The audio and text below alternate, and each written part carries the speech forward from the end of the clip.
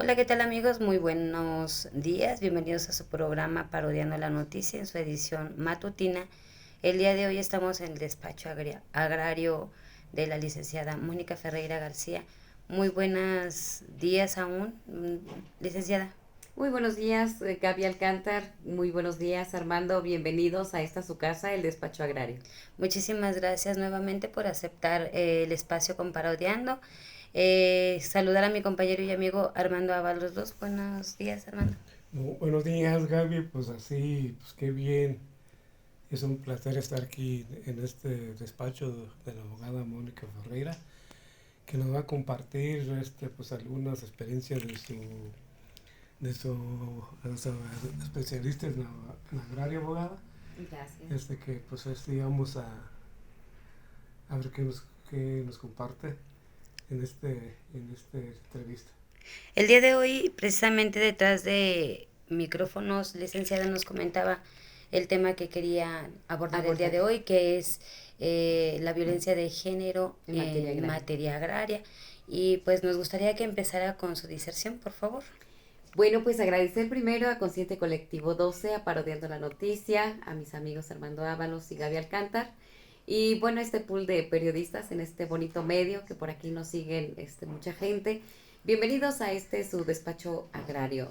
El día de hoy me gustaría a mí tocar un tema que me ha tenido inquieta en las últimas audiencias en materia agraria. Decirles, ¿quiénes somos nosotros? Somos un corporativo de profesionales del derecho agrario que, bueno, realizamos asesoría a todos los niveles, desde una persona que compra un terreno ejidal hasta una persona que pretende vender una cantidad mayor de hectáreas o bien trasladar una parcela de un dueño a otro.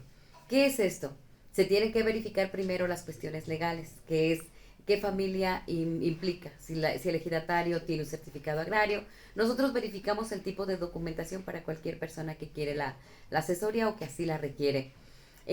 También en entrevistas atrasadas hemos establecido que las parcelas tienen una forma de transmitirse y los certificados de titulares de derechos agrarios de asentamiento humano tienen otro tratamiento, Gaby. Entonces, el tercer orden de la parcela ejidal o del derecho agrario lo constituye su uso común. El uso común, que comentábamos desde la Revolución Mexicana, tiene su naturaleza, Armando. ¿Y cuál es la naturaleza? La prevalencia del ejido, la solidaridad entre un núcleo de gente, el pastizal, los recursos naturales, la protección del medio ambiente como figura jurídica del ejido. Esta tercer parte para mí es muy importante porque es la preservación del ejido. El ejido se protege, se preserva, se cuida, pero además tienen parcelas colectivas, como lo es la parcela de la mujer, la parcela escolar, que el gobierno tiene en muchas ocasiones muy descuidado este tema. ¿Cuál es? Y decía Eugenio Derbez, ¿no? O sea, ni siquiera tenemos en Radical las escuelas regulares. Bueno, pues los invitamos como comercial aquí que nos visitó en la ciudad. Vean la película. Esa escuela es una muestra de la falta de regularización de las parcelas escolares. Son parcelas que no tienen ningún documento, Gaby. Tenemos incluso problema con los tecnológicos de todo Michoacán. Tenemos problemas no quiero decir los municipios, pero por lo menos 3 tecnológicos de nuestro estado carecen de documentación agraria y están en tierras ejidales. Para que por ahí nuestro director general de los PONIS se ponga atento. Otra vertiente que tenemos, además de tener los distintos tipos de tierra, las distintas formas de la tenencia de la tierra, tenemos un problema, no solamente el día de hoy, bueno, ya atrasado, ya pusimos en boga lo que son los 3 tipos de tierra, lo que es la participación del ejido, lo que es la prevalencia, lo que es la regularización en materia educativa. Pero hoy quiero tocar un tema, amigos. Otro día tocaremos las parcelas y radical. Tremenda información que nos estás entregando aquí, nos dejas con la boca abierta, pero sí, por favor, aborda el tema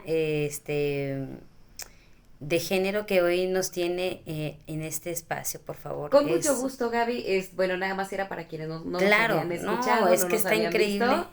Bueno, ya les dimos un Está. preámbulo más abiertito, pero hoy, hoy, hoy por hoy quiero tocar un tema importantísimo, Gaby, que en las últimas audiencias en los tribunales agrarios me había me había causado escozor, me había causado como preocupación, y es de qué manera vemos las mujeres usuarias de la justicia agraria.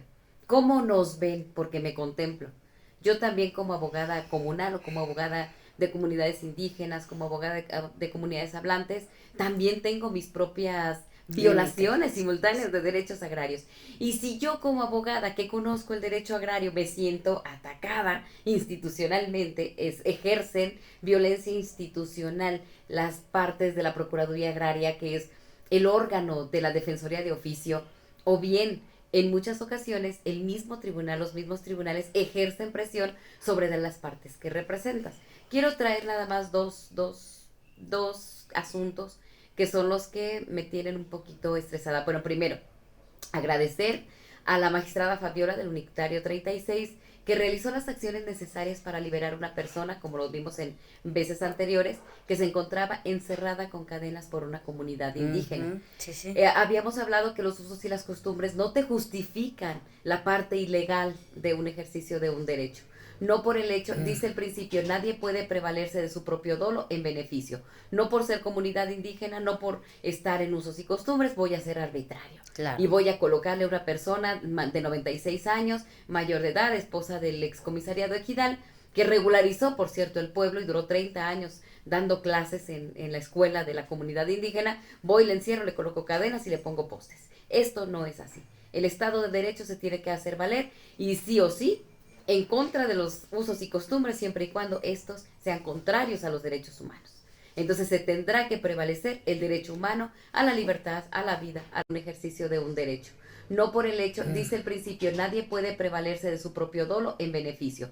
No por ser comunidad indígena, no por estar en usos y costumbres, voy a ser arbitrario. Claro. Y voy a colocarle a una persona de 96 años, mayor de edad, esposa del excomisariado ejidal, que regularizó, por cierto, el pueblo y duró 30 años dando clases en la escuela de la comunidad indígena, voy, le encierro, le coloco cadenas y le pongo postes. Esto no es así. El Estado de Derecho se tiene que hacer valer, y sí o sí, en contra de los usos y costumbres, siempre y cuando estos sean contrarios a los derechos humanos. Entonces se tendrá que prevalecer el derecho humano a la libertad, a la vida, a la salud, a la integridad de las personas, como es en el caso de esta comunidad, que la magistrada tuvo a bien liberar esta parte en violencia de género. O sea, no solamente tenemos aspectos negativos, también los hay positivos, también los tribunales lo realizan a favor del justiciable, a favor de la persona que requiere de la intervención inmediata. Quiero comentar que en su momento la Fiscalía dijo no podemos intervenir, en su momento el ayuntamiento sobre de esa comunidad dijo no porque me disminuye votos, no, somos de X partido político y esto me va a pegar en mi 24, que es la elección. Entonces, no nos podemos meter con la comunidad indígena porque son bajas electorales. Y finalmente, con todo respeto, también lo digo para mi amigo Marco Tinoco, dijo es que no podemos intervenir como derechos humanos. Entonces, a veces como que nos quedamos con esa sensación de, bueno, si los derechos humanos no pueden proteger a una mujer, si las instituciones públicas no pueden protegerla, si la fiscalía no puede liberarla, si el ayuntamiento a través de su sindicatura, que es el representante legal, tampoco quiere. Entonces se queda como esa sensación de que las mujeres nos encontramos en el totalmente huérfanas, vulnerables, y esto provoca una sensación de falta de Estado de Derecho, provoca una sensación de falta de instituciones o procedimientos, que lo manifestaba en el IEM cuando tuvimos la reunión de mujeres indígenas. A nosotras, ¿quién nos protege? O sea, ¿qué protege a la gestora de la comunidad? ¿Qué protege a las cuarichas mujeres que están en el cerro y que están cuidando los linderos? ¿Qué protege a las mujeres que abrazan su árbol en Cherán para evitar la tala clandestina? ¿Qué protege a quienes fungen como parteras, gestoras, que somos abogadas comunales? A veces esta parte se queda como en la desproporción, se queda como en la vulnerabilidad de los derechos o las garantías individuales y de los derechos naturales. ¿Qué decir de los derechos humanos? Entonces te quedas expuesta y vulnerable. Quiero decirte que a veces no solamente es tu contraparte en un tribunal. Un ejemplo, tuve 2 mujeres casi sin defensa de Turicato, que el abogado llamó para decirles, ya te gané y voy a hacer mole, porque ya estás en la lona, cuando no estaba ni siquiera la etapa probatoria abierta. Entonces, este tipo de presiones, o en otros tipos de ejidos, como tendiente a Pátzcuaro, tendiente a la zona de la meseta purépecha, en donde le dicen a las mujeres, tú podrás ganar el juicio, pero aquí tu hermano es el heredero y tu hermano es el posesionario, a ti no te reconocemos, tú no puedes entrar a nuestras asambleas. ¿Por qué? Porque tu hermano es el que ha venido y es el que tiene para nosotros ejidatarios el derecho antes que tú. Y aunque traigas tu papel, a nosotros tu papel no nos sirve de nada. Entonces, ese tipo de cosas como que de pronto te encienden y te provocan. Pero yo quiero hablar una tercera parte. ¿Qué pasa cuando a una mujer en una herencia de un ejido no solamente la vitupera, la humilla y la presiona el hermano o hermanos disidentes de esa herencia, sino también los mismos abogados ejercen presión sobre de la pobre mujer que no tiene preparación, que simplemente su error o su acierto fue ser la heredera agraria? Entonces, y tercera parte, cuando el tribunal empieza a tener un trato no agradable, no parcial, no imparcial, perdón, no imparcial con las partes, sino parcial. Ya, señora, arréglese, ya entregue la parcela, ya reconozca a su hermano, ya firmen un convenio, pero de una manera no adecuada, de una manera no invitada a la conciliación. Entonces, imagínate, Gaby, imagínate, Armando, si una mujer tiene que ceder por presiones, y quiero decirle a nuestro auditorio, aún así esta mujer ganó. Encima de que le decían que se arreglara, encima de que el comisario de ejidal le decía, no te vamos a reconocer, para nosotros tu hermano es el titular, aunque llegues con tu papel, no te vamos a dejar entrar a las asambleas. Y finalmente, los abogados de la contraparte. Son muchos para una sola mujer. Entonces, yo diría, es la violencia de género potenciada. Pero, ¿qué me gusta? ¿Qué le gusta a Mónica Ferreira? Ese sabor de cuando dices, aún así, con todo en contra, ganas un juicio. Entonces, aún por encima del ejido, aún por encima de la parte, aún por encima de los abogados, incluso, sin atreverme a decirlo de manera muy tajante, incluso hasta por la misma presión de un tribunal de llegar a una conciliación. Entonces, eso es, como diría, ¿no? O sea, échale más abono, mientras más difíciles están los casos, aquí el despacho agrario más se enciende y más se potencializa. Y eso es rico, porque además se nota que amamos nuestro trabajo y que nos emociona. Esa pasión que se te nota al hablar y al decir pues los resultados, que yo creo que aunque sean varones les alegra, porque hay muchos varones aliados. Yo no estoy jamás peleada con la parte varonil. Creo que son pocos, contados, la gente que hace esta clase de presión, que sí la viven, por supuesto que sí, y aquí lo logramos notar con asuntos pues muy delicados. Sí, muy delicados. Pero no solamente eso, licenciada, sino que cómo contrarrestar, a qué se les invita, cómo batallar con esta violencia de género, en este caso agrario. ¿Cómo lo vas consolidando? ¿Cómo lo van trabajando? ¿Qué tendremos que hacer? ¿Cómo le avanzamos a eso? Bueno, en el momento en que está la capacidad de defender o no está combatiendo de manera adecuada, no está preparado simplemente, que llegan y no saben ni siquiera qué hacer, y de pronto es una audiencia, se le llama constitucional, audiencia de ley, donde todo se ofrece en una sola audiencia, ahí sabes si ganas o pierdes, es en fast track. Y si el abogado está impedido, imposibilitado, falta de preparación, yo considero que sí debería de haber un equilibrio entre las partes y el mismo juzgador apreciar de que no existen las condiciones para que se desahogue una audiencia constitucional. Es como poner en términos de box a un peso pluma con un peso completo. Perdón, es en la audiencia de ley, estoy ya con el amparo. El amparo agrario también tiene su audiencia constitucional, pero aquí le denominamos audiencia de ley, contemplada en el artículo 185, fracciones primera y segunda de la ley agraria. Entonces, si esta desproporcionalidad te viene como consecuencia la pérdida de un derecho, la pérdida de un juicio justo. ¿Por qué? Por no tener los elementos. El Estado está fallando, porque el Estado tiene que proporcionarles a los ejidos de una asesoría adecuada y gratuita, porque tienen los visitadores y las personas que visitan los ejidos que traen un presupuesto, una camioneta, una gasolina, pero además un sueldo. Porque quienes estamos de manera independiente no tenemos sueldos. Nosotros sí vivimos de un honorario. Es prestación de servicios por honorario. Es distinta la figura. Pero si el gobierno tiene las instituciones, deberíamos de realizar las cosas. En ese sentido, no quiero tampoco decir que todo es malo, sino sí hay trabajo, sí hay también cosas buenas, pero por lo que ve a la representación de los ejidos, deberíamos de estar preocupados por actualizar los padrones de los que ya murieron, por ayudar a las viudas en la prelación, en la sucesión agraria. Estaríamos preocupados porque el ejido tuviera sus documentos en orden de la tenencia de su tierra, de los bosques, de las aguas. Estaríamos preocupados en las carpetas básicas comunales para la protección de los linderos entre una comunidad y otra. Pero si todo esto se descuida, si todo esto no acudimos a donde están los justiciables, no les damos la asesoría legal, no tienen una representación adecuada, obviamente vamos a quedar en un estado de indefensión y en una injusticia muy clara.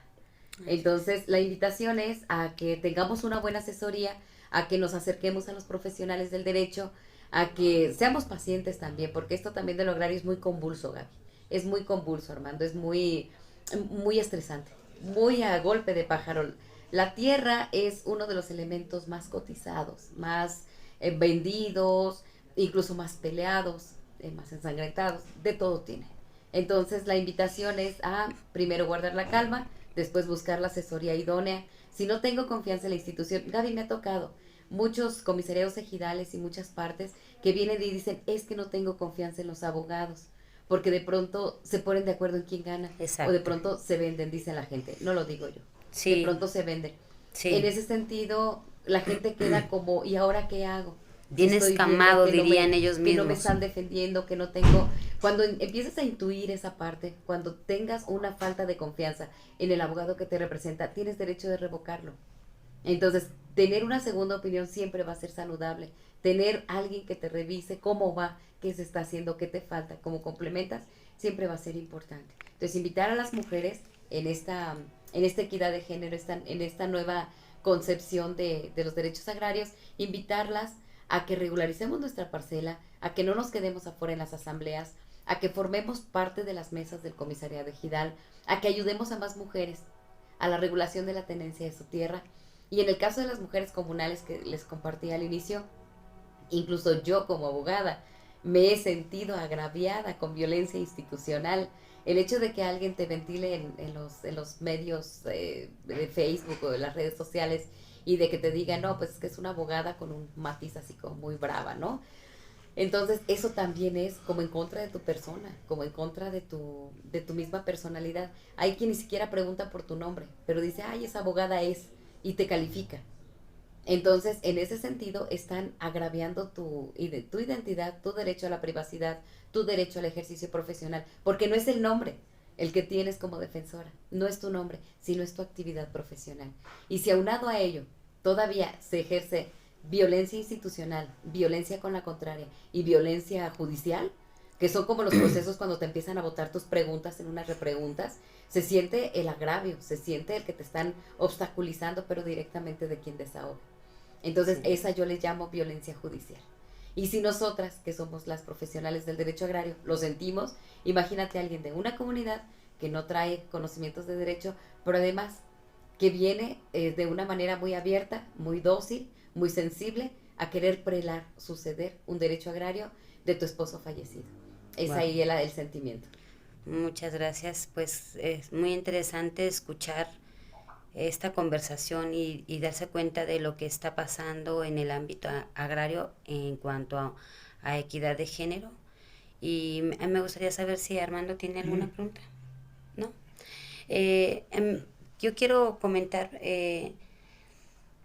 te preguntaba primero, es como poner en comparación a un abogado no preparado a uno preparado en comparación con el box, un peso pluma con un peso pesado, dirían ellos. Peso gallo con peso, ajá, o sea, diferentes rangos de medir fuerza. Ajá, sería lo mismo. Algo en que comparación. que yo les recomiendo a mis alumnos siempre en Derecho Agrario, les digo, si no estoy preparado, si no me siento con la capacidad en este momento de defender en una audiencia de ley del 185, mejor no me presento, mejor me asesoro. ¿Por qué? Porque el daño que le vas a provocar a tu defendido ya no tiene reversa. Sí, Entonces, si yo me atrevo a acudir a una audiencia sin conocer el derecho agrario, sin conocer qué se va a desarrollar, y es una muerte súbita, ¿por qué? Porque la muerte súbita opera en el momento de tu audiencia de ley, donde vas a presentar demanda, a contestar demanda, a ofrecer pruebas y a desahogar pruebas en una. Es Va. ahí el sentimiento. muchas gracias. Pues es muy interesante escuchar esta conversación y darse cuenta de lo que está pasando en el ámbito agrario en cuanto a equidad de género. Y me gustaría saber si Armando tiene alguna pregunta. ¿No? Yo quiero comentar, te preguntaba primero, es como poner en comparación a un abogado no preparado a uno preparado en comparación con el box, un peso pluma con un peso pesado, dirían ellos, Peso gallo con peso pluma. peso, ajá, diferentes rangos Medir fuerzas. ajá, sería lo mismo Algo en comparación. que yo les recomiendo a mis alumnos siempre en Derecho Agrario, les digo, si no estoy preparado, si no me siento con la capacidad en este momento de defender en una audiencia de ley del 185, mejor no me presento, mejor me asesoro. ¿Por qué? Porque el daño que le vas a provocar a tu defendido ya no tiene reversa. Sí. Entonces, si yo me atrevo a acudir a una audiencia sin conocer el derecho agrario, sin conocer qué se va a desarrollar, y es una muerte súbita, ¿por qué? Porque la muerte súbita opera en el momento de tu audiencia de ley, donde vas a presentar demanda, a contestar demanda, a ofrecer pruebas y a desahogar pruebas en una sola audiencia. Entonces, si no vas preparado para ello, dejas a tu cliente en el desamparo.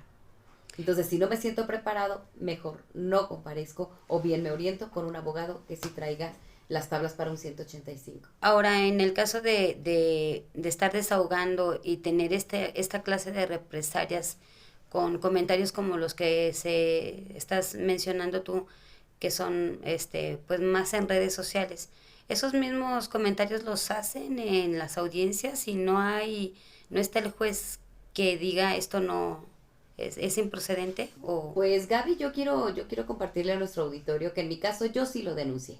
En mi caso, si la contraparte me está poniendo imágenes, nombres, etiquetas en las redes sociales, hice las capturas, porque el mismo Facebook te desactiva cuando empiezan las ofensas. Pero yo sí me atreví a poner las capturas y a decirle al magistrado agrario, oiga, está pasando esto, se me está tratando de esta manera totalmente desproporcional. Yo pido que se agregue al expediente como violencia de género. No me importa si el tribunal me dijo una de las secretarias, licenciada, eso no trasciende al fallo. Licenciada, eso no tiene nada que ver con la litis y lo respeto. Por jerarquía respeto a la secretaria que me lo dijo, pero no lo comparto. Y como lo dije con otra abogada, que también es mujer y que también litiga agrario, con que sentemos precedente, con que no nos quedemos calladas. Porque cuántas veces se realiza ese acto y por no quedar mal, porque no diga nada, porque no se haga más grande, no decimos nada. Solamente se le hace saber a la autoridad judicial. Cuando la autoridad judicial no te da tampoco la importancia, yo lo siento violatorio, yo lo siento con violencia de género. Porque, como le dije yo en alguna ocasión a algún magistrado, no solamente me cuesta trabajo la labor que realizo en las comunidades indígenas, sino además me cuesta trabajo mi seguridad, mi integridad, mi familia. Entonces, si aunado a lo difícil que es no aceptar una mujer que lleve las rectorías de juicio, las rectorías de defensa o los procedimientos de regularización, para nosotras nos doblan el trabajo.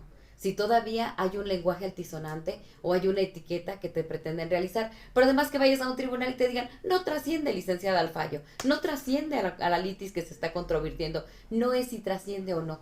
Necesitamos hacer precedente las mujeres de lo que sí ocurre. Porque si hacemos un precedente, alguien volteará a ver y quizás en 20 años, quizás en 30, quizás Suprema Corte, quizás la revisión del gobierno de la República, en donde haga una revisión de instituciones, entonces, pero voltearán, alguien lo dirá.